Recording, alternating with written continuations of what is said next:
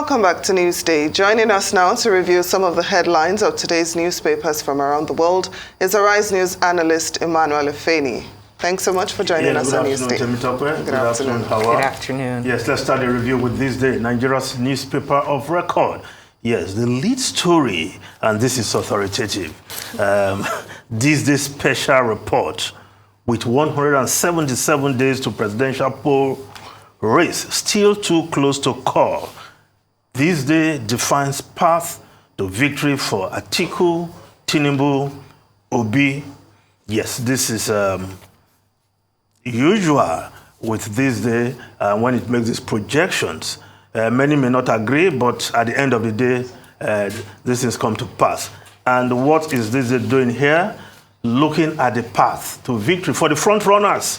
Of course, Atiku Abubakar, Asiwaju Bola Ahmed Tinubu, Peter Obi, then a distant fourth there, you maybe want to add Kwankwanso, Rabi Kwankwanso to the mix. But these are clearly the front runners in the presidential race. And this is looking at states where Atiku must make at least 60% if he is to win the presidential poll. And that includes Adamawa, Taraba, Bauchi, Benue, Plateau, Sokoto, Jigawa, Katsina, Kebbi, Delta, Edo, Akwa Ibom, Bayelsa, Kaduna. Yes, a lot of northwest states in that mix, you will say, used to be or has been APC stronghold since 2015.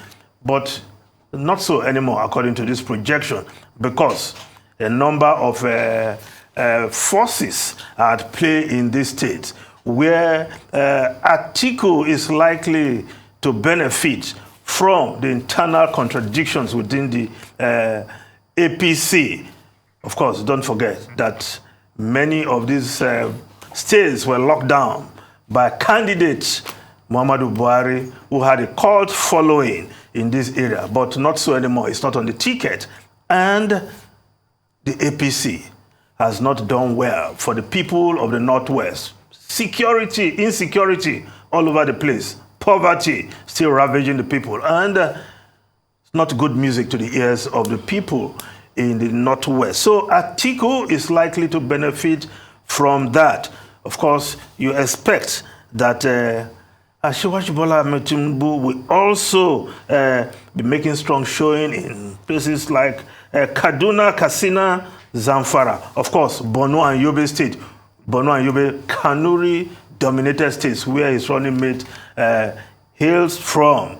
And Peter Obi, of course, Asiwaju Bola Tinubu, is based, the Southwest, most likely to pick 60% and above in many of the Southwest states, but don't rule out the PDP, because PDP has always made strong showing in the Southwest. And of course, a certain Peter Obi, which is obedient to movement, also ravaging, the cities, you will say. I'm not too sure whether that phenomenon can be replicated in the rural areas of the Southwest. But in the cities like Lagos, Ibadan, yes, Peter Obi will make some showing there, because, of course, the young ones in the Southwest will just be rooting for Peter Obi, but their parents, of course, the old guards, the T1 factor, our son is on the ballot. So Tinubu will still make the Southwest remains his stronghold. Of course, if you look at other zones, the South-South zone, locked down by the PDP, nothing is likely to change considerably.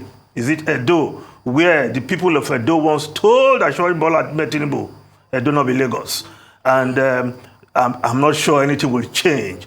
Of course, you go to Delta, where the running mate of Atiku is from, PDP all the way for the presidential election. Bayelsa, PDP all the way. Of course, Rivers, where Nyesom Wike is still dangling between and betwixt, as it were. Yes. Is he in PDP? Is he rooting for another party candidate? Well, he said before long, he will tell Rivers people where to go. But does he have that magic wand to just switch on, and the entire vote of Rivers State will go to one person. But PDP will still make its showing there, even if Wike is going elsewhere, because other big wigs of the PDP will want to show that Rivers is not a one-man show state.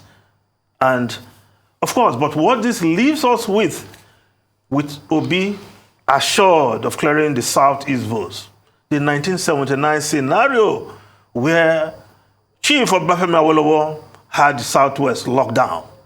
Nnamdi Azikiwe had the Southeast locked down. Of course, Shehu Shagari had most of the North. Of course, excluding Kanu, that Aminu Kanu, yes, had the vote. And in this scenario, we are talking of a certain Rabiu Musa Kwankwanso, but is he going to make any showing outside Kanu? Or is likely to throw his weight behind one of the candidates? If he does, is it Atiku or Asiwaju Bola Ahmed Tinubu? Because when Kwankwanso teams up with Shekarau, they win. But this time they are not together anymore. So who will Kwankwanso throw his weight behind when the chips are down? So Kanu is state to watch. But the middle belt, usually the swing zone, yes, how are you are smiling, that's your zone. Oh, yes. Yes, usually the swing zone. Now, Plateau, Benue, likely to go to PDP. The Muslim ticket conversation is not doused yet. And the Christian community, what will they play? And of course, what will be the major pastors be telling their followers? Those who have large following. There's a place they call the Holiness Highway. Yes, that name was given by Benga Daniel, where you have the Redeem camp, the other camps. What will those pastors be telling their followers? It's also likely to play a role in how people vote. But again, the race is too close to call as we speak. But as the campaigns unfold later this month, I'm sure we'll hear so much from the candidates. But we want to hear from the candidates, not speaking to proxies. What are you going to do? Because one of the problems we had with President Muhammadu Buhari was that, oh, you said Naira will be equal to $1. I said, no, I'm not the one who said it. Who said that? Some other person said it on behalf of the party. And restructuring, no, I did not say it. The party said restructuring. So we want to hear from the candidates this time around. Their take on subsidy. What are you going to do? Are you going to continue? If you remove subsidy, what will you do to cushion the effect? And of course, ASUU strike. Yes, but let's just look at other stories in today's newspapers. Of course, the Guardian newspaper, I won't step down. AYU speaks as PDP crisis gets messier. Those calling for my resignation are children. Court adjourns Wike's suit against Atiku, PDP to September 14. Obi didn't strike deal with Atiku, says Okupe.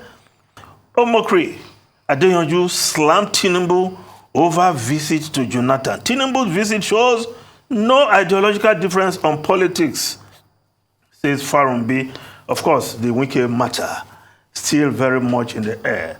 And if Atiku cannot bring some sanity, I think that will hurt his campaign going forward, because either he prevailed on AYU to step down, or he calls the bluff of Nyesom Wike. With this statement, haven't they called us bluff from AYU? Not necessarily. We need to hear from Atiku Abubakar, because sometimes some people just spoil the discussion, even for their principal. But we need to hear from Atiku Abubakar. At one point, he has to make a stand. But let's look at other stories quickly. Now, the Daily Independent newspaper, we just look at the story beneath the photograph. How I resolve 4-month-old ASUU strike in one day. By Jonathan. Yes, I think this story is a message to President Muhammadu Buhari, because the buck stops at its table. Jonathan said yesterday at the 70th birthday anniversary of Reverend Hassan Matthew Kuka, yes, that in that after 4 months of strike by ASU, he looked at various committees meeting, no resolution. He called everybody one evening and all stakeholders with him presiding. They met for long hours until 5 a.m. and there was a resolution. We expect President Muhammadu Buhari to wade in big time and end this embarrassing, long-drawn ASU strike so that Nigerian students can return to public universities again. The foreign newspapers quickly.